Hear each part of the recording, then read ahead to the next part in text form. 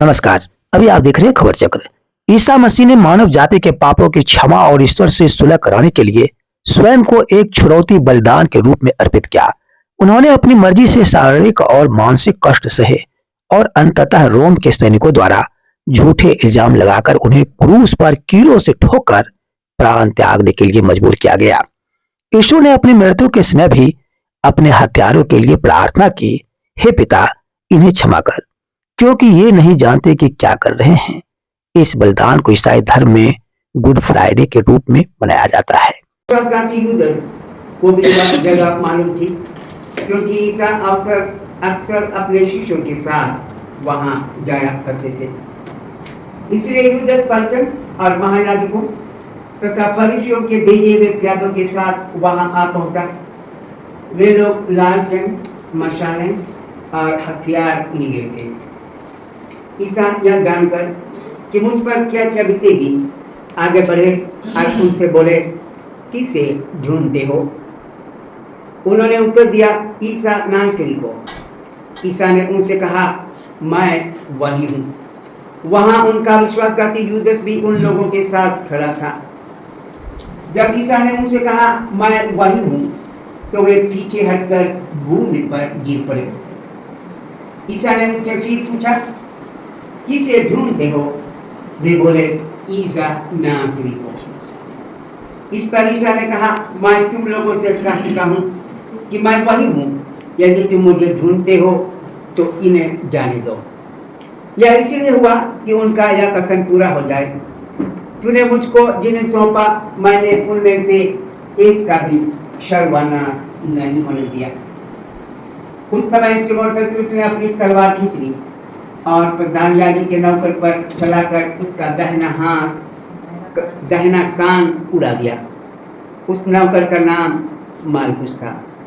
ईसा ने पतरस से कहा, तलवार मयान में रख लो। जो प्याला पिता ने मुझे दिया है, क्या मैं उसे नहीं पीऊं? तब पलटन, कप्तान और यहूदियों के प्यादों ने ईसा को पकड़कर बांध लिया। वे उन्हें पहले अन्नास के यहाँ ले गए, क्योंकि वह उस वर्ष के प्रधान याजक कैफस का ससुर था। यह वही कैफस था जिसने यहूदियों को यह परामर्श दिया, अच्छा यही कि राष्ट्र के लिए एक मनुष्य मरे। सिमोन पतरस और एक दूसरा शिष्य ईसा के पीछे पीछे चले। यह शिष्य प्रधान याजक का परिचित था और ईसा के साथ प्रधान याजक के प्रांगण में गया, किंतु पेतरुस फाटक के पास बाहर खड़ा रहा। इसलिए वह दूसरा शिष्य जो प्रधान याजक का परिचित था फिर बाहर गया और द्वारपाली से कहकर पेतरुस को भीतर ले आया। द्वारपाली ने पेतरुस से कहा, कहीं तुम भी तो उस मनुष्य के शिष्य नहीं हो? उसने उत्तर दिया, नहीं हूँ। जाड़े के कारण नौकर और प्यादे आग सुलग कर ताप रहे थे। पेतरुस भी उनके साथ आग तपता रहा। प्रधान याजक ने ईसा से उनके शिष्यों और उनकी शिक्षा के विषय में पूछा। ईसा ने उत्तर दिया, मैं संसार के सामने प्रकट रूप से बोला हूँ। मैंने सदा सभागृह और मंदिर में, जहाँ सब यहूदी एकत्र हुआ करते थे, शिक्षा दी है। मैंने गुप्त रूप में कुछ नहीं कहा। For this reason, when Christ was about to come into the world, he said to God, "You are not pleased with animals burnt whole on the altar. You sanctify the power of the Holy Spirit, and born of the Virgin Mary. He suffered under Pontius Pilate, was crucified, died, and was buried. He descended to the dead. On the third day he rose again. He ascended into heaven, and is seated at the right hand of the Father. He will come again to judge the living and the dead. I believe in the Holy Spirit, the Holy Catholic Church, the communion of saints, the forgiveness of sins, the resurrection of the body, and the life everlasting. Amen. Pray for me that I'll be able to say something, to speak something to me. Today, as we know all over the world, it's a great day, and this day is known by several names.